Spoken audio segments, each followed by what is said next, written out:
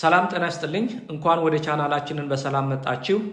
በዛሬ ቪዲዮ ሁላችንም የምንጠይቀውን ወሳኝ ጥያቄን መልሳለን። በ2026 ዓለማችንን እየተቆጣጠረ ያሉትን ሁለት የአይ ቴክኖሎጂዎች ማለትም ጎግል ጄሚናይ እና ቻትጂፒቲ ሲወዳደሩ የትኛው ያሸንፋል? በተለይ ለኛ ለኢትዮጵያውያን እና በአማርኛ ቋንቋ ለምንጠቀም የትኛው የተሻለ እንደሆነ በጥልቀት አይተን አሸናፊውን እንለያለን። ብዙዎቻችን ቻትጂፒቲን ቀድመን ብናውቀውም ጄሚናይ ከጎግል ጋር በመቀናጀት እጅግ አስገራሚ ነገሮችን ይዞ መጥቷል። እስኪ ቪዲዮውን እስከ መጨረሻ እንከታተል። በመጀመሪያ የምናየው የአማርኛ ቋንቋ ችሎታቸውን ነው።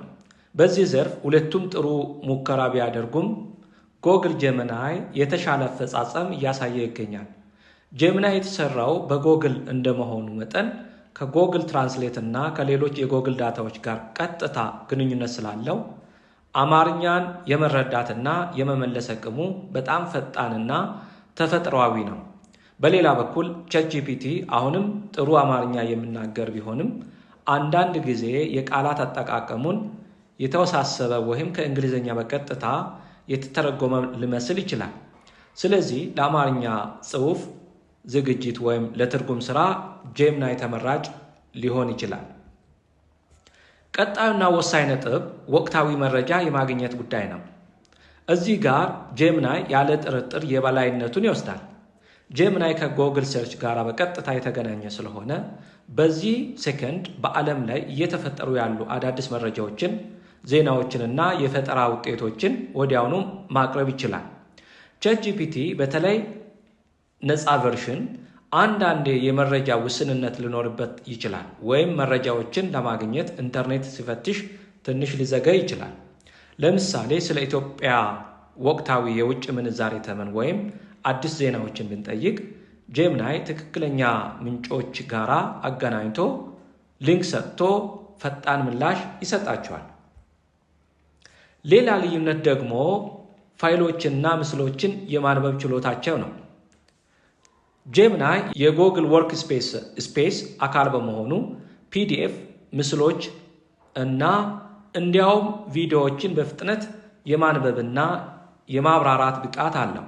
ለምሳሌ አንድን ረዥም የአማርኛ መጽሐፍ ፒዲኤፍ ሰጥታችሁ ማጠቃለያ እንዲሰጣችሁ ቢጠይቁት ጄሚናይ እጅግ በቃላት ፍጥነት ይህንን ያደርጋል።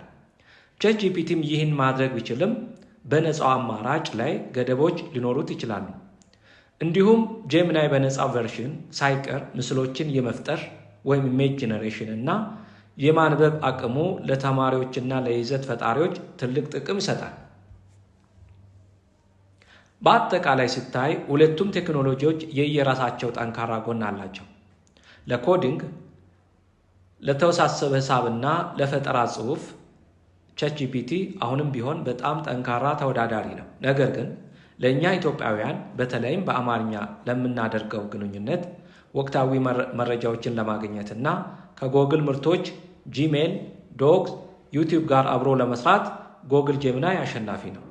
የእኔ ምክር ለዕለታዊ መረጃና ለአማርኛ ስራዎች ጄሚናይን፣ ለከባድ የትምህርት ጥናቶችና ለፕሮግራሚንግ ወይም ደግሞ ቻትጂፒቲን ብትጠቀሙ የበለጠ ውጤታማ ትሆናላችሁ። ለተጨማሪ እንደዚህ አይነት ጠቃሚ ቴክኖሎጂዎች እና የዲጂታል ማርኬቲንግ ትምህርቶች እና መረጃዎች ቻናላችንን ሳብስክራይብ በማድረግ እና የደወል ምልክቷን መጫን እንዳትረሱ።